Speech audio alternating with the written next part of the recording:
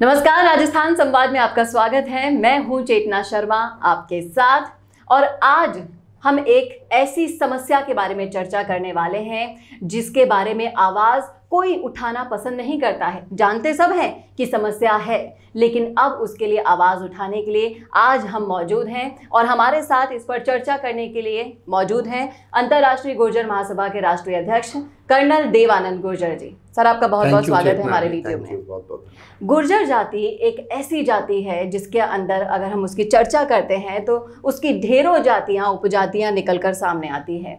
हमने रिसर्च की है और रिसर्च में निकलकर सामने आया है कि अभी भी वर्तमान में भी कुछ ऐसी जातियां हैं जो अभी भी संघर्ष कर रही हैं, अपने उत्थान का वेट कर रही हैं कि कब कोई आए, अब हमारे उत्थान की बात करे, हमें अब हमारी समस्याओं से निजात दिलाए।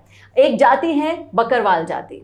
इसी के बारे में आज हम चर्चा करेंगे इस वीडियो में कर्नल साहब के साथ। सर, मैं आपसे ये जानना चाहूँगी कि सबसे पहले आप बताइए कि गुर्जर बकरवाल है कौन?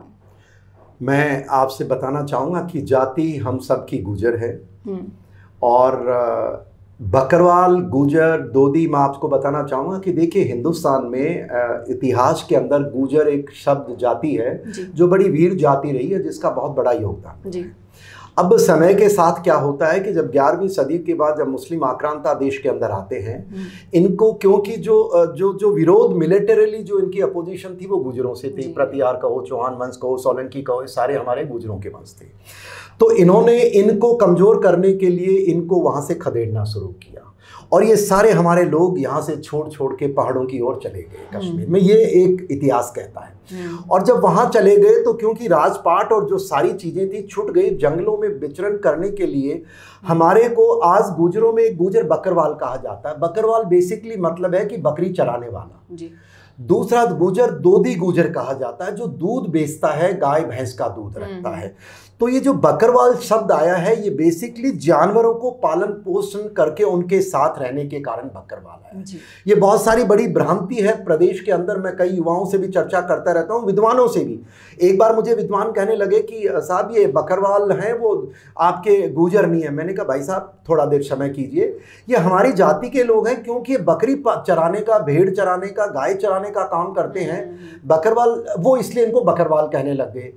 कुछ शहरों में बस गए हमारे जैसे जो आज शहरों में हैं, जिनको हम दोदी गुर्जर कहते हैं। वो गाय भैंस रखते हैं पर वो क्या नोमैडिक नहीं है, वो एक जगह हैं। अब कुछ हैं जो एक जगह से दूसरी जगह जाते हैं, उनको गुर्जर बकरवाल हम कहते हैं।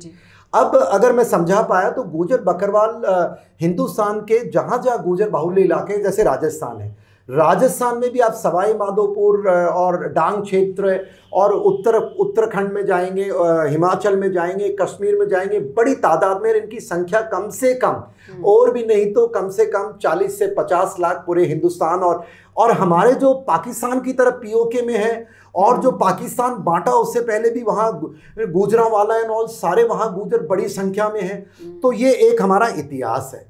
गुर्जर बकरवाल जो आज मैं आपसे चर्चा करने वाला हूँ, ये विषय क्या है? ये बेसिकली नोमैडिक ट्राइब रह गई। हुआ क्या साहब कि पहले आक्रांताओं ने हमें डरा धमका के जंगलों में भेजा।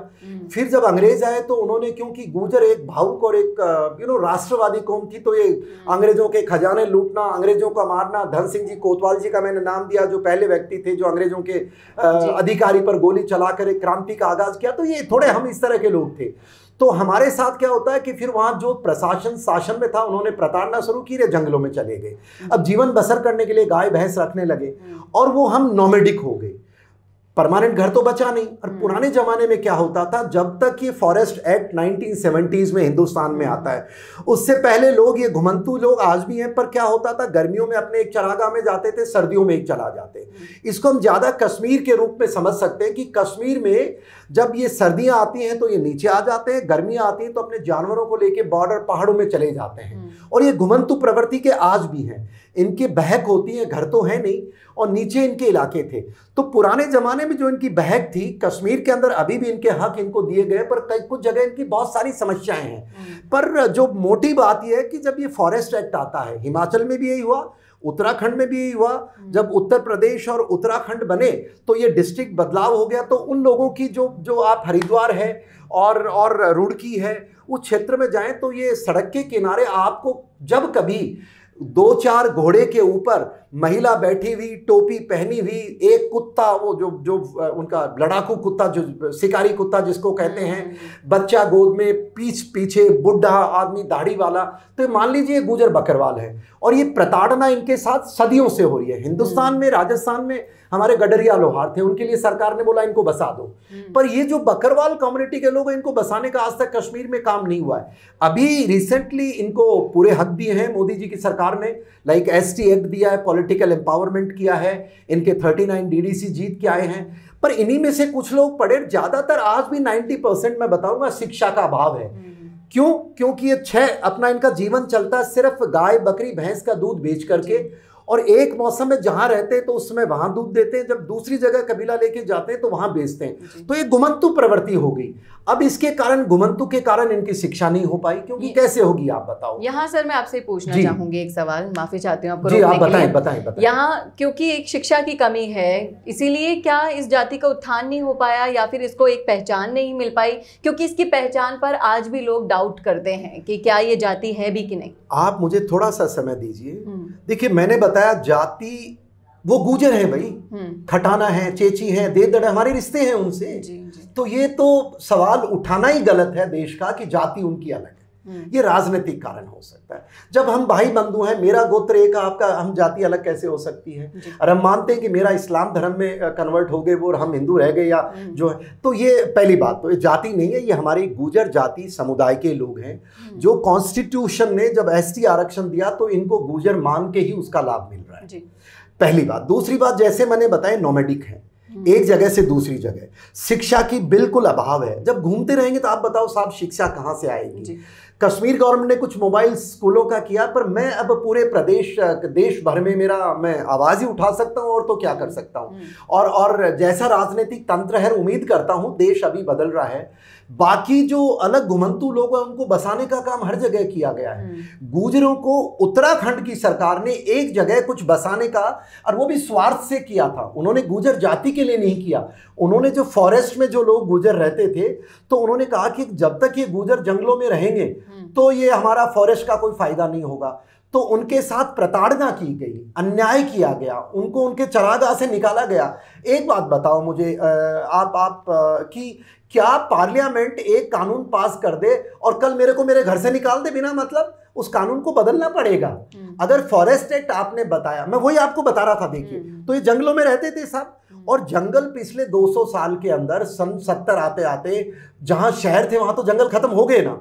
जहां बेचारे घुमंतु लोग गुजर बकरवाल थे या जो नोमैड्स थे, इन्होंने जंगल को बचा के रखा, और सजा क्या मिल रही है आज? उन्हीं के घर उन्हीं से छीन लिए गए।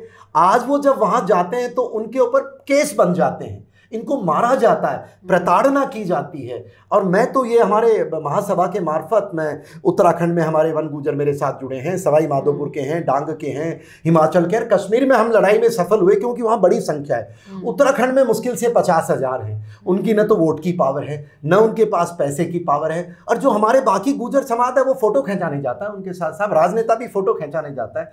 हमारी न्यायिक मांग के ऊपर अब देश जागरूक हो रहा है। तो आज के चैनल की मीटिंग के बाद मैं उम्मीद करता हूँ कि इन लोगों की जो जमीनें छीनी गई, देखिए अब ये क्या कहते हैं अधिकारी कि वे सरकार का फरमान है। मैं उनसे पूछता हूं, सरकार का फरमान गलत है तो क्या किसी व्यक्ति को उसके घर से आप बेघर कर दोगे? और क्या आपने उसको मुआवजा दिया?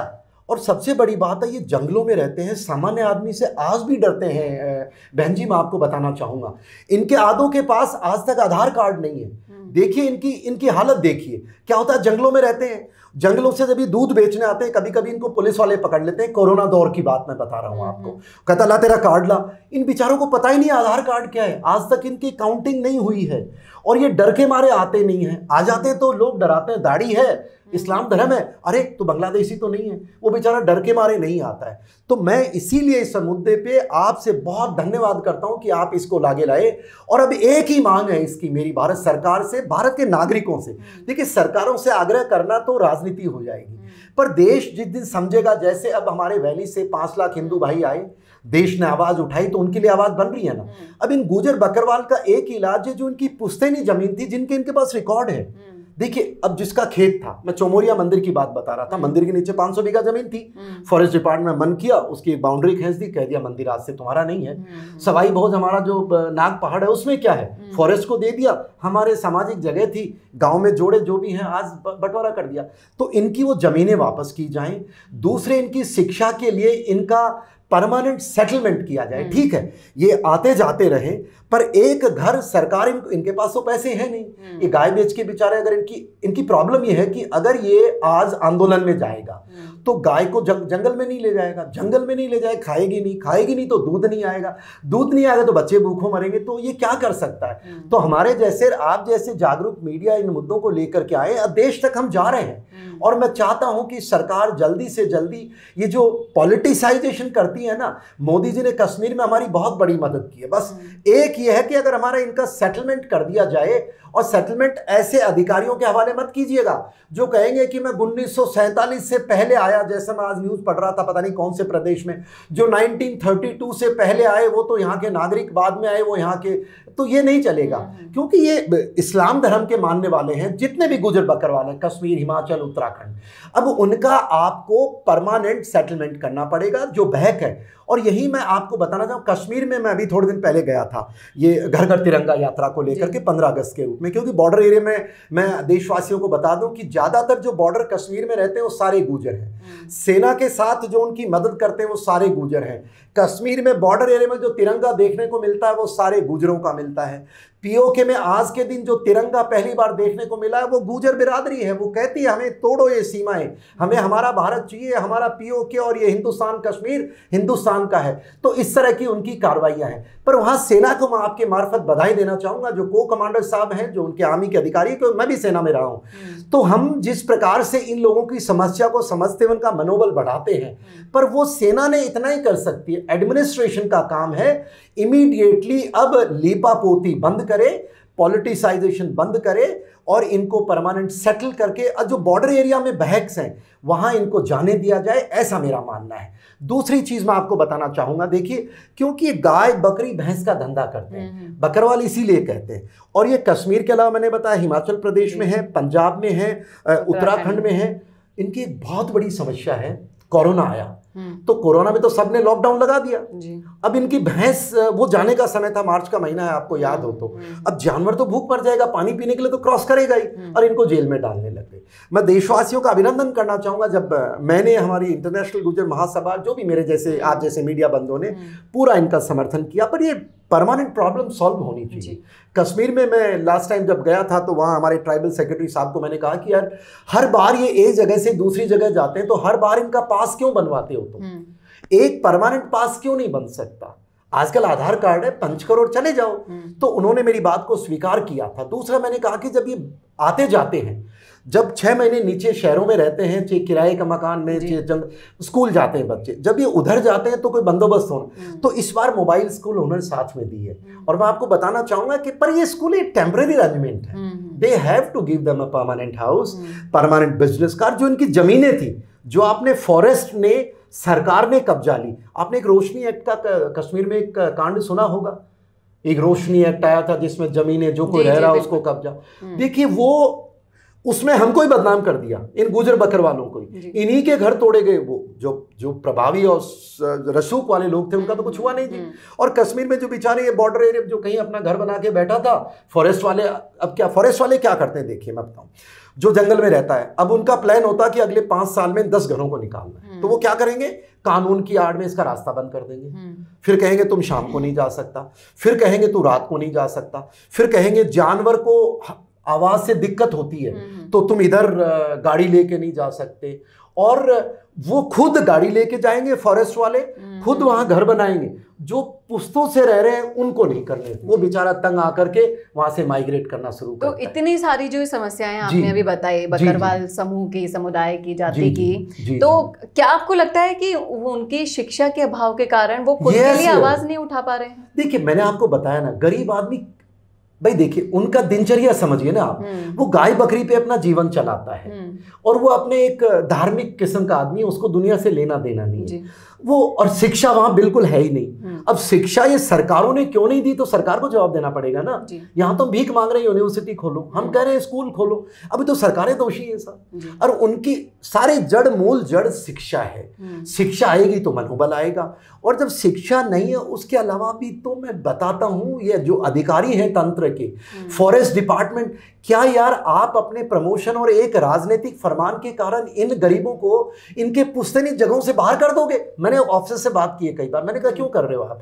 कहते साहब सरकार का आदेश है। मैंने कहा सरकार का आदेश कल मैं आपके घर के लिए दे दूं, कोई भी कारणवश, तो तुम खाली कर दोगे क्या? सर वो कैसे कर देंगे? और दूसरी विडंबना देखिए, जब ये कानून बना दिए फॉरेस्ट एक्ट में, जब जानवर वहां शेर ला के छोड़ देते हैं, देखिए ये घर गड्ढा बना देंगे जिससे कि जो हाथियों का रास्ता इनके घर की तरफ से जाए। इतने दरिंदे लोग हैं। तो इतना उत्पीड़न जब किया जा रहा है तो आप जैसे, हम आवाज उठा रहे हैं, आप जैसे लोग हैं, वैसे ही सिर्फ इकलौती आवाज से काम नहीं चलेगा। तो क्योंकि मैं तो देश से ही आग्रह कर सकता हूँ। और जाति विशेष क्यों, ये तो देश का मामला है, ये इंसानियत का मामला है। और इसके लिए अब आप जैसे आगे आए हैं, आप भी कार्य कर रही हैं, 5 साल में बहुत फर्क पड़ा है। अब ये प्रताड़ना, जब मैं फोन करता हूँ उनसे सवाल जवाब पूछता हूँ कि आप नहीं कर सकते, 2006 फॉरेस्ट अधिनियम है, ये पहला राइट नागरिक को देता है, पर वो डराते रहते हैं कि भाई हाथी को आवाज मत करो। मैं प्रताड़ना सुना रहा हूँ तो क्या करेंगे, गड्ढा कर देंगे। वो तो डोजर लाएंगे, डोजर से कर गए, पहाड़ के ऊपर एक ही रास्ता है, और वहां से ऐसा रास्ता छोड़ देंगे जहां हाथी उनके घरों में आके तोड़ जाए, शेर आकर के उनको जानवर को खा जाए। तो कानून क्या कहता है, शेर अगर जानवर को खा जाए तो अधिकारी कहता है मैं सर क्या कर सकता हूं, जब वही शेर आदमी को खा जाए और आदमी अपने बचाव में उस शेर पे लठ मार दे तो उसको उम्र भर की कैद करते हैं। ये प्रताड़ना देखिए आप कितनी बड़ी है। और सबसे बड़ी बात, सवाई माधोपुर का एग्जांपल देता हूं। 2 साल पहले आपने देखा होगा, शेर काफी संख्या में सुअर और उनके जो गांव के आसपास हैं। इन अधिकारियों मैंने धरने दिए, मैंने इनसे बात की कि क्यों ऐसा गैर इंसान, आप सरकारी कर्मचारी हैं, आप आवाज, आपको नागरिक के साथ न्याय करना चाहिए, पर इनका मकसद है यहां से जितना जल्दी खाली कराओ। और झूठे फ्रॉड इज अ वर्ड, कहेंगे सर हम खाली कर रहे हैं, हम इनको बसा रहे हैं, बिल्कुल झूठ। जब तक ये पॉलिटिकल एम्पावरमेंट गुर्जरों का, बकरवालों का नहीं आएगा, आप जैसे मीडिया बंधु हमारे साथ खड़े होकर के इनकी अब मेरे साथ चलिए, मैं इनकी कहानियां सुनाता हूं। इनके देवस्थान है वहां पर, तो बेचारे अब जब इनको प्रताड़ना की तो छोड़ के बाहर आके बस गए। अब बाहर भी आके कहां जाए, जमीन कहां से खरीदेगा, तो ये आकर के फॉरेस्ट के किनारे पे बस गए। देखिए अब जब शेर आते हैं तो ये क्या करते हैं, सुअरों को उन इलाकों में छोड़ देते हैं कि जब ये खेती करें तो खेती खा जाए इनकी, कि बस ये सब निकल जाए। तो ये इस तरह का अन्याय है। और मैं मानता हूं, मैं 4 साल से एफर्ट कर रहा हूं, इसमें जागरूक हुआ है। अब उन अधिकारियों को डर लगने लगा। 1-2 अधिकारियों पे हमने FIR करवाई है, जबकि पुलिस FIR नहीं करती है। सवाई माधोपुर में मैं आपको एग्जांपल बताना चाहूंगा कि वहां पर वो लोग अपने मंदिर में जाते थे, अभी आपने निकाल दिया उनको, डंडा मार के, गुंडागर्दी करके, कानून की दर दिखा के। बेचारा गरीब आदमी किससे लड़े, बाबूजी हाथ जोड़ता है। तो वो मंदिर में अपने हर आस्था के लिए जाते थे। एक बार मंदिर का रास्ता बंद कर दिया तो लोगों ने नाराजगी हुई, फिर वहां तो उनको रात भर मारा गया। मैं खुद धरना देने गया, बातचीत हुई, कोर्ट में जाके हमें FIR करानी पड़ी। पुलिस भी हमें कहती है कि साहब वो तो सरकारी लोग हैं, जब तक सरकार इजाजत नहीं देगी। तो ये प्रताड़ना, मैं मानता हूं देश जागरूक हो रहा है, राजनीतिक लोगों को आगे आना पड़ेगा।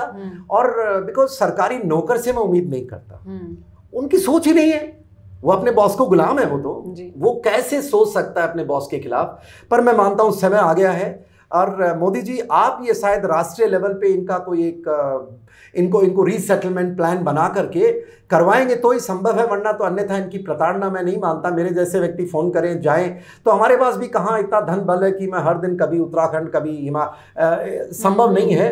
इस देश को एक इनका गुजर बकरवाल घुमंतु को करना पड़ेगा। जी बिल्कुल, अब वो वक्त आ गया है जब ऐसी जातियों के लिए पूरे गुर्जर समाज को एकजुट होना पड़ेगा। इनकी समस्याओं से निजात दिलाने के लिए इन समाधान, जो भी अभी सर ने बताए, कर्नल सर ने, उन समाधानों को एकजुट होकर निकालना पड़ेगा।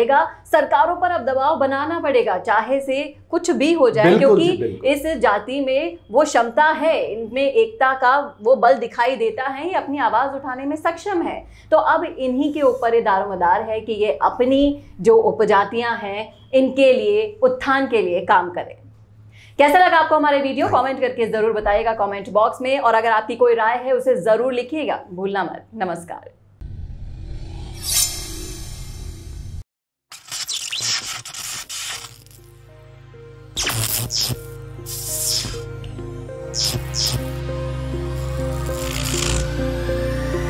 इस गर्मी में भी आपका बिजली बिल आएगा 0। सोलर प्लांट होगा आपकी इस जीत का हीरो। एसी चलाते समय बिजली के बिल की चिंता छोड़िए, कोरोना सोलटेक के सोलर प्लांट से नाता जोड़िए। एक बार सोलर सिस्टम लगवाएं और 25 वर्षों तक फ्री बिजली पाएं। Let the sun pay your electricity bill। पर्यावरण को बचाना है, आज ही सोलर प्लांट लगवाना है। और सोलर रेवोल्यूशन की इस जर्नी में आपका साथ देगा कोरोना सोलटेक। कोरोना सोलटेक अपनी क्वालिटी, रिलायबिलिटी, अफोर्डेबिलिटी और ऑन टाइम डिलीवरी से लगातार बना हुआ है अपने हर कस्टमर की best choice. Hi, I am Colonel G.D. Mishra. Since long, I had been planning to have a solar power for my residence. Mr. Ramakant, he came and discussed in detail the project, and I gave him the go-ahead. He started his work on 22nd, and within a month, he could execute his work and finish off the project. The work has been executed professionally well, and the material and the equipment, whichever has been used, is excellent. Whosoever is interested in solar power for their residence, I would recommend Corona Soltech. They are professionally well managed and a good company. हम देते हैं आपको solar PV systems, solar pumps, solar water heaters और solar street lights जैसे products. हम अब तक 5000 kilowatt से ज्यादा कैपेसिटी के सोलर प्लांट घरों में, ऑफिसेज में, फैक्ट्रीज में स्थापित कर सोलर बिजली से रोशन कर चुके हैं। हमारा ये परिवार हमारे क्वालिटी प्रोडक्ट से पूर्णतया संतुष्ट है और अपनी जेब पर लगातार पड़ रहे बिजली बिल के भार को बचाकर राहत महसूस कर रहा है। कोरोना सोलटेक का विजन ही मिशन है। इस मिशन के तहत हम सभी कस्टमर को टेक्नोलॉजी के साथ अपडेट करना चाह रहे हैं। इस टेक्नोलॉजी के साथ हमने हज़ारों कस्टमर्स को सोलर के साथ अपडेट किया है और हम लाखों करोड़ों लोगों की सोलर के साथ हेल्प करना चाहते हैं।